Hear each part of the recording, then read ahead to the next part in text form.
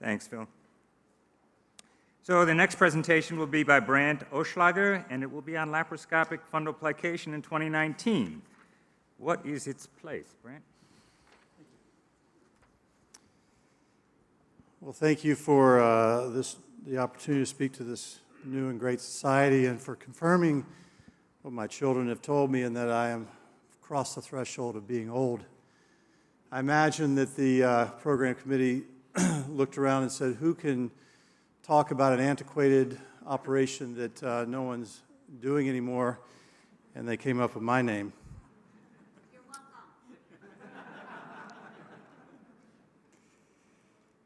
welcome. I do have one conflict of interest, which I'll mention later on. I won't speak to this particular device because I'm on the Clinical Trial Data Safety Monitoring Committee, so I am privy to a lot of information, and I can no longer figure out what I am supposed to know and not know in a public forum. So let me first define what I took to be what I'm not supposed to cover here today, and that is I'm not talking about the role of anti-reflux surgery in a large paraesophageal hernia or in patients who have had previous operations in and around the hiatus. That's a whole other subject, and it would get very complicated if we included that. So I'm just talking about gastroesophageal reflux disease in the setting of no or some sort of type 1 hial hernia. So why has a laparoscopic fundoplication gotten a bad rap?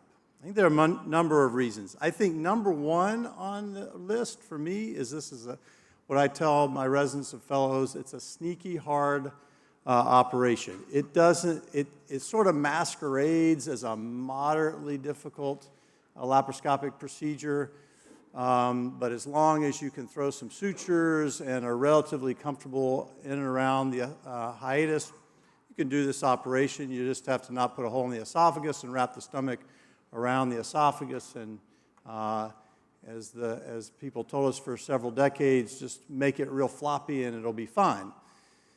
If that's how we think about a fundoplication, our results are going to be really suboptimal. Secondly, GERD is an ocean of opportunity. As we are experiencing here today, there are tons of people who fit in this potential large bucket of a disease.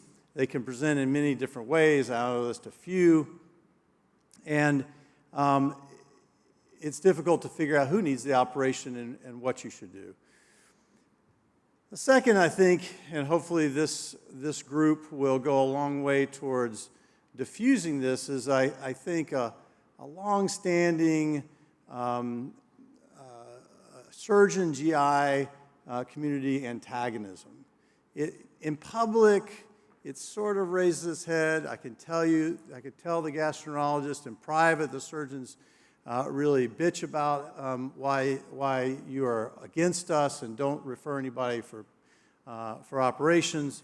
I'm sure you have similar conversations about how we're causing death and destruction to a lot of unwitting patients in your own private conversations. We're finding out, as we have in the last several talks, that patient selection and workup is quite nuanced, and just figuring out who might not be responding to medical therapy or other therapy and would need an interventional procedure is quite nuanced and difficult to make.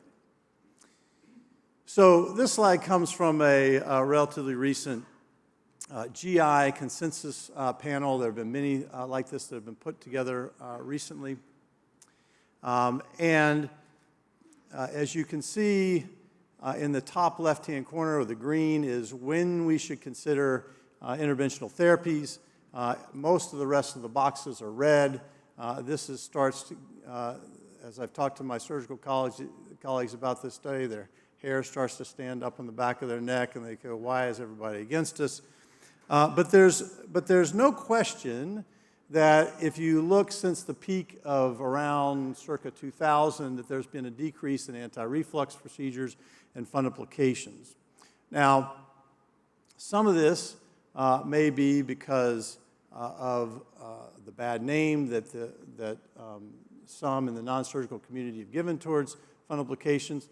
Some of this, frankly, is probably the result, is the legitimate result of us, of the surgical community being too enthusiastic about taking these new techniques, especially in the rapid laparoscopic adoption phase of the 1990s of these operations.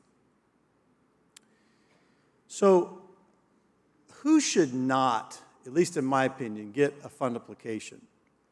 I think people who are well controlled on PPIs, to our previous speaker. If you're well controlled on a PPI, I kick every single one of those patients out of my office. I mean, nicely. I say, come back. It's a chronic disease. It's a chronic progressive disease. One day you may need an operation, but I don't think you need one now. You're very well controlled and happy on medical therapy.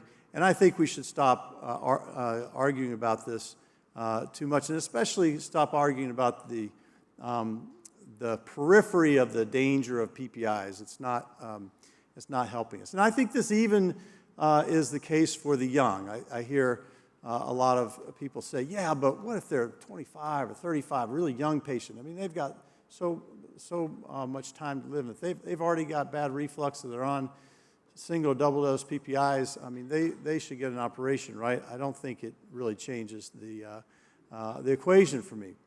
Uncomplicated Barrett's. That's a whole nother topic in itself, but I don't think that's a reason to do a fundoplication. The obese patient, I don't know where the threshold sits. I think it's a relative contraindication. Certainly patients who have a BMI of around 40 and getting above that should be nearly an absolute contraindication of this operation, and somewhere in the 35 to 40 range should be a relative one, and we should at least be thinking about other alternatives for those patients. People without a complete workup, I think I'm speaking to the choir. I don't need to talk about that any longer. And for patients whose surgeon that they're seeing get better results from a LINX, and I'll get to this a little bit more in a second, I think they should not have a fundoplication. If your results are better for standard run-of-the-mill reflux with LINX, and for surgeons across America, maybe not in this crowd, that is going to probably be the case, you shouldn't do a fundoplication. So who should we be operating on?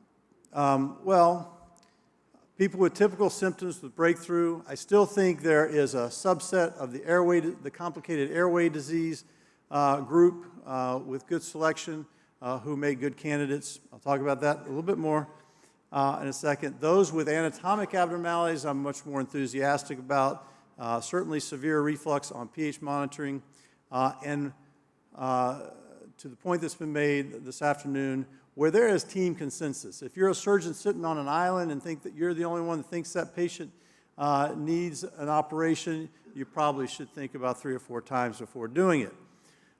There are patients who you could probably treat alone. The patient with really straightforward heartburn, regurgitation, and the workup is fairly standard. But for most patients that are going to be sent to surgeons these days, you really need a team approach, whether they be people with upper airway problems or patients who have overlapping functional or GI motility disorders.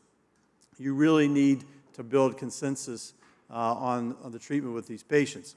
Let me go to those upper airway patients. This is just a slide from a study that I did many years ago, showing the response of cough, and then I'll show you the same with hoarseness. These are patients who do respond sometimes.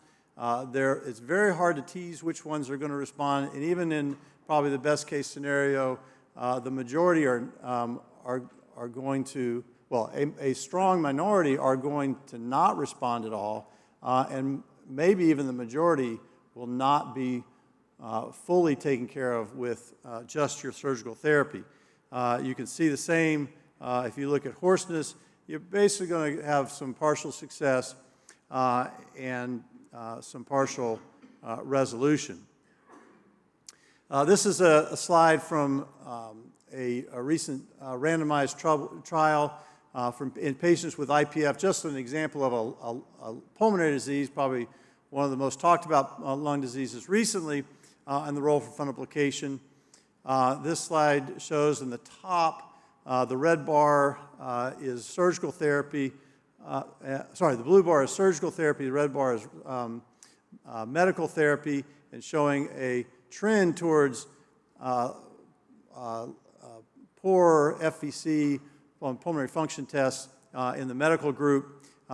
In the table, if you take out the details, what you also see are trends towards patients having fewer acute exacerbations and maybe even death, although this study was dramatically underpowered if these trends are indeed real. But the reason I put these up there is both for the team approach and the fact that this is a group of patients in whom, if we are going to get good improvement of upper airway problems, it has been suggested that we might need supranormal control of reflux, which is probably something that a fundoplication can do. So patient selection is going to be key, and we don't have a good simple algorithm. I mean, there's lots of stuff we can work up and look at, but we need good partners. That is going to be essential, and try to avoid people that are going to just tell you what you want to hear. The vast majority of otolaryngologists in the Pacific Northwest, at least, will send patients to me and others with the simple story that, yeah, this person has a hoarse voice. I looked in there, the throat's red, it must be reflux, please operate. So in the context of all this, there are studies, and these are just a few that I put together many years ago, of excellent results from fundoplication. Long-term, 5, 10 years out, where patients are getting great control, very happy, low rates of side effects. I've listed one column with dysphagia at least. Why wouldn't we just be using this more and more, and why are we looking for other anatomic and mechanical solutions?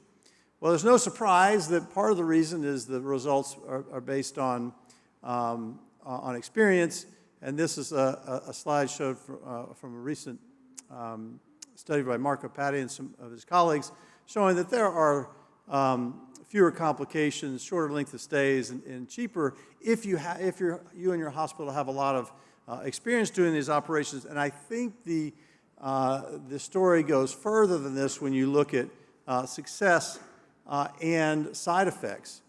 So there's still a big question about how much experience do you need. Real quickly, I'm going to go through the alternatives because this is what the next set of talks are all about. And I don't want to steal their thunder, but you have to put fundoplication as juxtaposed next to them. The one that's talked a lot about links or magnetic sphincter augmentation. This is a study that was just talked about, where this device in at least fairly run-of-the-mill reflux patients with regurgitation has great success, not only symptomatically, but it normalizes pH close to as well as a fundoplication would, with some perhaps higher rates of early dysphagia than a fundoplication, or most people's fundoplication rates, and it has been argued, but with a lower set of other side effects like bloating and belching and so on and so forth. But that's, I think, a story still to be written and told fully. But you're still going to have a lot of patients like this who have fairly significant motility disorders, and a fundoplication, I think, still plays a significant role, whether you do a total or a partial fundoplication. I'm not going to get into that debate, but it does have a role. I told you I'm not going to speak about lower esophageal sphincter stimulation. Dr. Volanovich, I'm sure, is going to do a great job about where we're at with that. And then there's endoscopic therapy. The story here is, if you look at this trial that I participated in, which is a randomized trial between TIF and sham medical therapy, you see a benefit over PPIs, but it was fairly small, and it probably didn't move the needle too much. But if you look at the Tempo trial, they got great results, and it looks really, really good out to 5 years. I don't know how to reconcile this. Maybe our future discussants will shed light on it. So I think there are more questions than answers that I can provide, and hopefully the discussion period will be a time that you can tell me the answers to these, and they are, in my mind, are there really more side effects with a fundoplication? I'm not sure if you do it really, really well than some of these alternatives, but that may be the case. How variable is this profile from surgeon to surgeon? Is a Nissen over-engineered and we only need it for a certain number of patients? Is there a cohort who do need better control, like the airway patients, perhaps? Is the durability worse than the alternatives for a fundoplication? And will we actually ever really randomly compare some of these procedures? For now, I think we should do a fundoplication if the surgeon has a lot of experience and great results, patient has relatively poor motility, and they're otherwise a good candidate. If circular therapeutic control is important, and if the patient wants it. I would make the point that if you are a surgeon most comfortable with doing links, more comfortable with doing links than fundoplication, you probably should be referring at least a significant portion of your patients to someone else, because you need to be able to offer more than just that. And I still think that a fundoplication is the gold standard by which all interventional procedures should be compared. So don't dismiss it, fundoplication that is, just be honest about who to do it in and who should do it and whom you should do it in. Thank you.